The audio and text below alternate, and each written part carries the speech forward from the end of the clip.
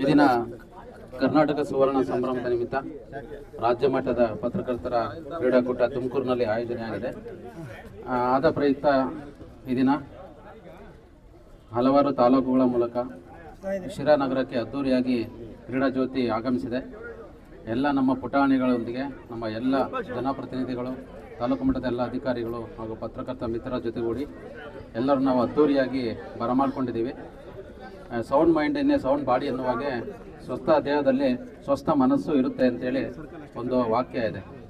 ಅಂದರೆ ನಾವು ಇಲ್ಲಿವರೆಗೆ ಮಕ್ಕಳದ್ದು ಕ್ರೀಡಾಕೂಟ ನೋಡಿದ್ವಿ, ಹಾಗೆ ಸರ್ಕಾರಿ ನೌಕರರದ ಕ್ರೀಡಾಕೂಟ ನೋಡಿದ್ವಿ. ಪತ್ರಕರ್ತರ ಕ್ರೀಡಾಕೂಟ ಏನಪ್ಪ ಅಂತಂದು ನನಗೂ ಆಶ್ಚರ್ಯ ಆಯಿತು. ನಿಜವಾಗ್ಲೂ ಇದು ಒಳ್ಳೆ ಒಂದು ಬೆಳವಣಿಗೆ.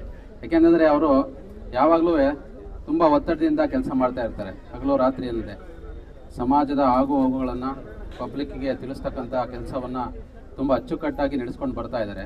ಅವ್ರಿಗೂ ಒಂದು 2 ದಿವಸ ಕ್ರೀಡಾಕೂಟವನ್ನು ಆಯೋಜನೆ ಮಾಡಿ ಅವರು ಉಲ್ಲಾಸದಲ್ಲಿ ಭಾಗವಹಿಸಿದರೆ ಅವರು ಒಂಥರ ಮನಸ್ಸು ಪ್ರಫುಲ್ಲವಾಗುತ್ತೆ.